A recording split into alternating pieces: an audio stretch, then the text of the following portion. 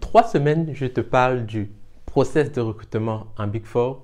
Je te donne la structure pyramidale qu'on retrouve en cabinet d'audit et en Big Four. Et je te donne aussi l'équipe type que l'on peut retrouver en Big Four.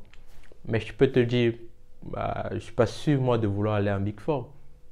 Dans cette vidéo, je propose de voir avec toi 10 raisons pour lesquelles tu devrais penser au cabinet d'audit en Big Four. On voit tout cela après le jingle.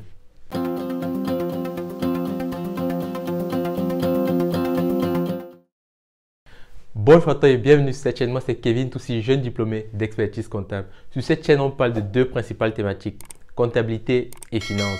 Il s'agit en fait de vulgariser les concepts de base de la comptabilité et de la finance, de présenter, de voir ensemble les différents métiers que l'on peut y retrouver, mais aussi et surtout de répondre aux problématiques de ceux qui évoluent. Dans cette vidéo, comme tu l'as compris, je propose de voir avec toi 10 raisons pour lesquelles tu devrais penser au poste d'auditeur financier en Big Four.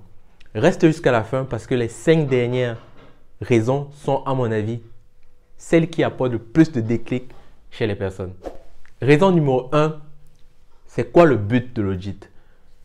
Venir en cabinet d'audit, c'est peut-être parce que tu épouses la raison d'être de l'auditeur. L'auditeur, sa raison d'être, c'est d'apporter de la confiance aux investisseurs. Si tu trouves comme but, comme étant intéressant d'apporter la confiance aux investisseurs, l'audit financier en Big Four peut être un bon endroit pour toi. Pourquoi est-ce qu'on apporte de la confiance aux investisseurs? Dis-toi bien que, comme je le dis aussi très souvent sur cette chaîne, la comptabilité est le seul moyen de retranscrire l'activité d'une société.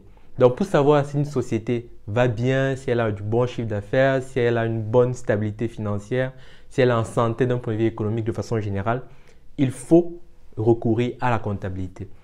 Avec cette comptabilité, on peut donc mettre les données réelles, mais aussi on peut les fausser. L'auditeur, lui, vient donc s'assurer, il vient donc apposer son cachet comme quoi l'information que tu as au travers de la comptabilité, toi, investisseur, toi, personne qui est intéressée pour comprendre tout simplement ce qui se passe dans cette société est correcte. Donc, le fait de pouvoir avoir cette plus-value, d'apporter cette plus-value-là aux investisseurs, à tout lecteur des états financiers d'une société peut être pertinent pour toi et du coup rejoindre les Big Four. Le deuxième point, c'est que les Big Four sont généralement un point d'entrée pour une reconversion. Peut-être aujourd'hui, toi qui m'écoutes, tu recherches à te reconvertir et l'audit, pourquoi pas? La particularité du métier d'auditeur financier, comme je le dis encore une fois le plus ici, est que pour pouvoir accéder, pour pouvoir commencer en tant qu'auditeur junior, il n'y a pas besoin d'avoir des prérequis énormes, comme ça peut être le cas pour un data scientist, data analyst, où il y a des compétences dures, solides à obtenir, peut-être en codage, peut-être en statistique et autres. Ici, il faut principalement de la motivation et de la curiosité intellectuelle. Ce qui fait qu'on a très souvent en audit financier des profils qu'on dit phénix. Phénix parce que, comme le phénix, ils ressurgissent de leur cendre pour faire autre chose. Donc, on peut avoir des ingénieurs qui viennent faire de l'audit. Après, il y en a de plus en plus d'ailleurs.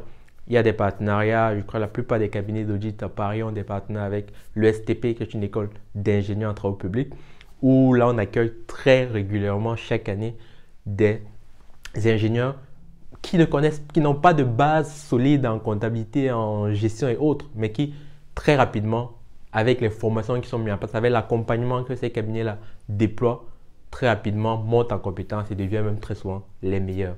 On peut aussi avoir des gens qui viennent de divers horizons. On peut avoir des gens qui ont fait philosophie, des gens qui ont fait économie, et j'en passe. Curiosité intellectuelle, motivation sont les éléments de base pour pouvoir réussir en cabinet d'audit et donc pour pouvoir se reconvertir facilement. La troisième raison, c'est que en cabinet, on t'apprend une approche méthodologique. Le métier d'auditeur est un métier très réglementé. Il est très encadré, il est très cadré. Tout ce qu'un auditeur fait, il y a une norme qui lui dit comment il doit faire cela. Donc, c'est-à-dire, lorsque tu arrives, tu as un cadre, tu as une façon de faire, tu as une procédure que tu suis qui est systématisée. Ça a cet avantage que toi aussi, ça te permet, à force de fonctionner dans cet environnement, d'avoir également un raisonnement qui est orienté process, qui est orienté par où je commence, comment est-ce que je prends le problème, par quel bout est-ce que je le prends.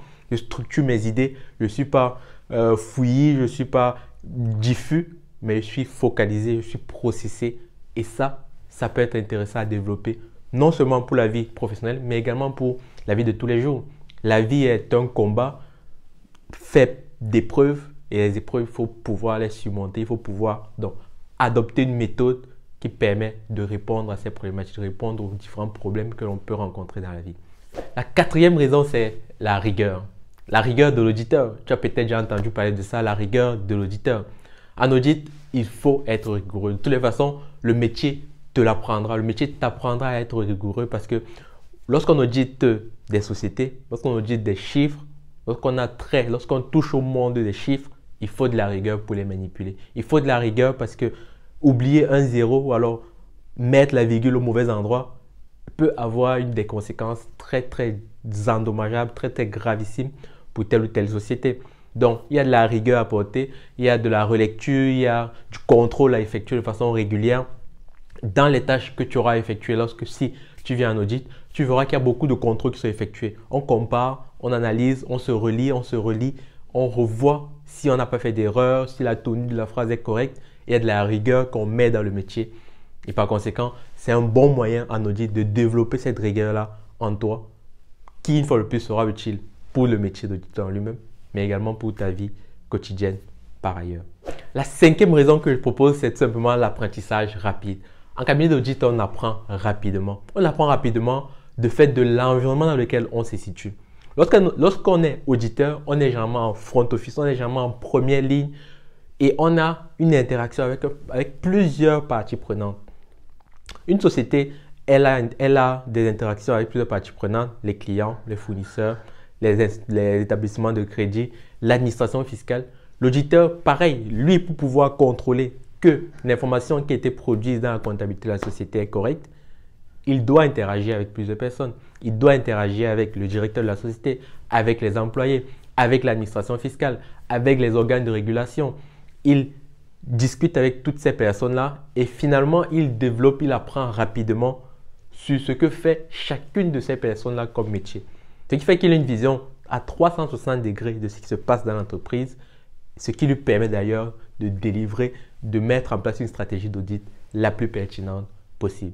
Donc, choisir l'audit, c'est choisir un milieu où tu apprendras rapidement, où tu deviendras expert rapidement d'une industrie, d'un secteur d'activité et cela ne peut qu'être que bénéfique. La sixième raison pour laquelle tu dois rejoindre un Big Four, c'est la présence de plusieurs métiers en cabinet d'audit en Big Four. Je m'explique. Plusieurs métiers et dont la possibilité de passer du métier d'auditeur à un autre métier. Il y a ces passerelles-là entre les différents métiers. Donc, auditeur, tu peux passer pour devenir consultant, pour aller dans la BU de tax and legal, pour aller dans la BU du M&A, pour aller dans la BU du Transaction Services. Donc, il y a cette possibilité-là, la diversité des métiers que l'on peut avoir dans la société fait en sorte que cela peut être plus attractif et de tracer en fait une carrière, de commencer en audit et d'évoluer peut-être en conseil ou en transaction et peut-être plus tard encore en taxe and legal. Il y a donc des moyens, il y a de la matière à tracer une carrière, à tracer un parcours, à l'étayer comme bon vous semble. La septième raison, c'est que le métier d'audit, comme très souvent beaucoup de personnes l'utilisent, c'est un métier tremplin vers d'autres métiers de la finance. Il faut se dire qu'en France particulièrement, lorsque tu sors de l'école que tu as fait a une importance cruciale sur les postes que tu peux avoir et même la rémunération que tu peux avoir. Donc, il y a très souvent des métiers, on va dire, élitistes qui sont réservés à des catégories d'écoles. Si tu n'es pas dans ces écoles-là, lorsque tu viens de sortir de l'école, lorsque tu viens d'être diplômé, tu ne peux pas du tout postuler pour ces différents types de postes. Passer donc par l'audit te permet de prétendre plus tard à ces postes-là pour lesquels les portes ne t'étaient pas ouvertes lorsque tu étais jeune diplômé.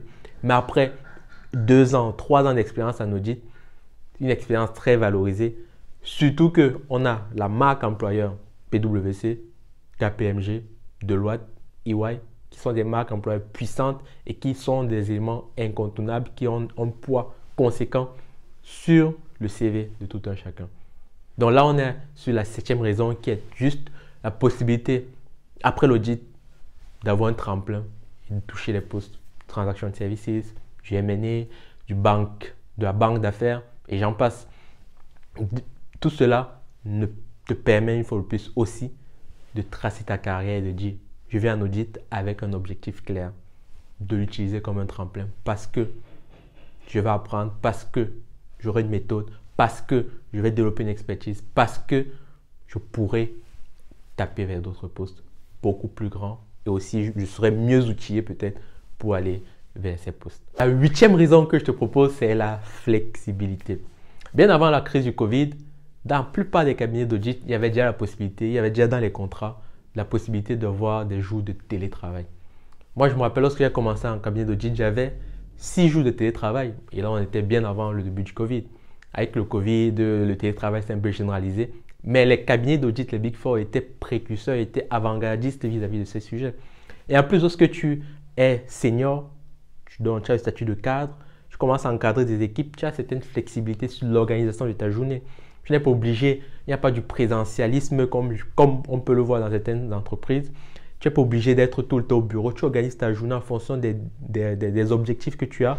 Est-ce que tu es chez le client? Est-ce que tu dois être au bureau pour discuter les équipes? Est-ce que tu peux être à la maison? Moi, j'ai déjà eu l'occasion de rester à la maison pour pouvoir, et ça une fois de plus, je précise bien avant l'avènement du Covid, pour pouvoir faire une course, pour pouvoir faire passer un plombier à la maison, pour pouvoir faire plein de trucs qui sont plus faciles à faire lorsqu'on est à la maison que lorsqu'on est cloîtré, lorsqu'on est contraint d'être au bureau. Donc, venir en cabinet d'audit donne une certaine flexibilité dans l'organisation de sa vie quotidienne, de sa vie personnelle, qu'on ne peut pas trouver partout ailleurs. La 9e raison que je te propose, c'est là le nerf de la guerre, la rémunération. Les cabinets d'audit proposent des rémunérations attractives et même des systèmes de rémunération attractifs. Comme tu as peut-être compris dans mes précédentes vidéos, en Big Four, il y a des grades. C'est une structure pyramidale avec des grades hiérarchiques chaque année qu'on passe. Donc, quand tu passes de junior 1 à junior 2, senior, ainsi de suite, plus tu évolues en grade chaque année, plus ton salaire augmente. Tu as des augmentations qui sont souvent conséquentes. Donc, l'idée de pouvoir avoir ce système-là n'est pas commun à toutes les sociétés. En entreprise, tu ne l'aurais pas. En entreprise, tu peux avoir un bon salaire de départ, mais qui évolue de 500 € chaque année, ainsi de suite, 1-2%, ce qui n'est pas du tout significatif. Pourtant, en cabinet d'audit, tu as cette possibilité, tu as cet avantage-là d'avoir des rémunérations attractives et qui évoluent de façon constante. Et même à l'entrée, il est souvent été reproché au cabinet d'audit d'avoir des salaires d'entrée pas forcément très attractifs et qui est rattrapé plus tard. Récemment, avec le rehaussement des grilles des salaires de la plupart des Big Four, tous l'ont fait cet été, tu peux prétendre à maximum 45-47K à l'entrée, dépendamment une fois le plus des grilles, des écoles et ainsi de suite. Ce qui reste très très intéressant pour quelqu'un qui sort à peine des écoles. Donc ça, c'est un point effectivement à prendre en compte lorsque tu envisages ou pas de venir en audit financier en Big Four. La 10e et dernière raison, c'est un environnement international. Tu peux être intéressé par l'international, tu peux être intéressé par commencer en France, mais après aller voir ce qui se passe à l'étranger. Les Big Four ont tous des bureaux à l'étranger. Ils sont chacun présents dans au moins 150 pays répartis à travers le monde dans chaque continent. Donc, il y a moyen de faire selon ton affinité, selon ce que tu veux faire. Il y a moyen de faire des échanges de court ou de long terme. Moi, par exemple, j'ai eu à effectuer un échange de court terme. 6 semaines, c'était très rapide à Luxembourg. Je connais pas mal de collègues qui ont fait des échanges de court terme, un peu plus long, on va dire, de 3 mois dans les bureaux de Londres, dans les bureaux en Europe de façon générale ou en Afrique. Et il y a aussi la possibilité de faire des échanges de plus long terme, de 2 ans en Amérique, en Afrique, en Europe, un peu partout dans le monde. Donc, ce sont des processus, ce sont des dispositifs qui existent et cet environnement international te permet aussi de travailler avec des entreprises internationales, des entreprises cotées, des entreprises, généralement les plus grandes entreprises du pays dans lequel je te trouve, qui sont cotées en bourse. Donc, c'est un environnement assez international où tu peux développer aussi peut-être ta capacité à parler l'anglais, à parler d'autres langues, l'espagnol, l'italien, en fonction de l'affinité de ce que tu veux. Il y a moyen de faire, il y a de quoi travailler à cela. Voilà donc 10 raisons que je te donne.